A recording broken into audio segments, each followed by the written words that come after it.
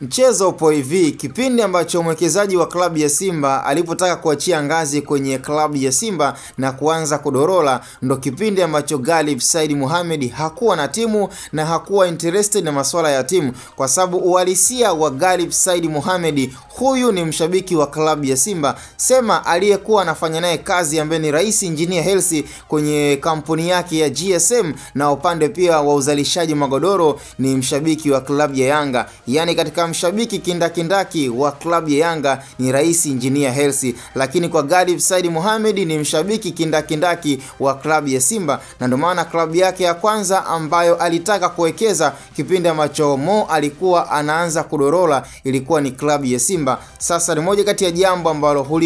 hulijui ama wenda ulikuwa unalisikia, lakini siku ya leo ninakupa ile fin point ya kuweza kuielewa, ni kwamba Mo kipindi ambacho alikuwa kama haelewi Simba inampa hasara, na kulikuwa pia na tofauti zilizokuwa zinaendelea kwenye uongozi wa klabu ya Simba, ndo kipindi ambacho Ghalib Said Mohamed alianza kupata pia nafasi ya kutamani kuwekeza kwenye klabu ya Simba, lakini akashawishiwa na mshabiki kindakindaki ambaye ni Rais Engineer Hersi. Na tukiangalia walipotoka